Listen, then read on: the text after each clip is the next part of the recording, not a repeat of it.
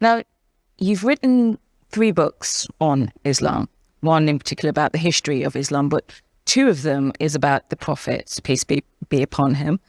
Can you tell me, like, again, as a non-Muslim, can you tell me more about him and what he stood for? What was he about? He was the most extraordinary human being.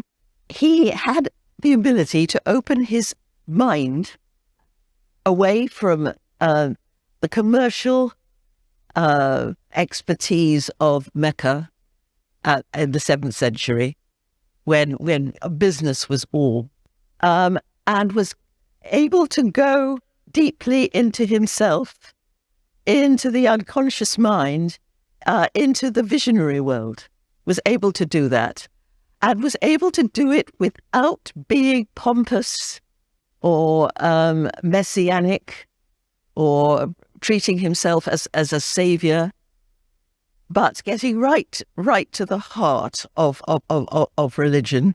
And he could look at the troubles of his time, and Mecca was it seemed to be going marvelously well because of its wonderful new economy. But Muhammad could see the faults in that, which meant pride and what we've got in the West today, delighted ourselves and a wrong sense of values. But the way he was ready to open himself to that, the devastation of those revelations.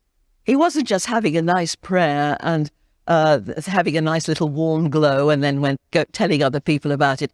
They were devastating attack that went down deeply into the self and turned everything upside down. But the first time he had a real revelation, he crawled on his hands and knees to his wife and said, "Cover me, cover me." And she was wonderful. She looked after and said, "This is all right, go on."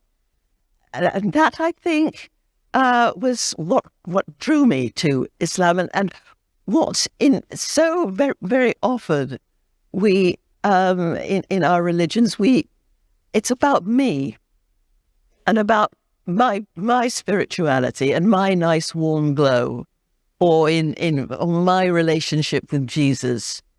But always with the Prophet, who was going out and looking at what was wrong in society, what was needed here and now when there was a problem, an economic problem, a political problem.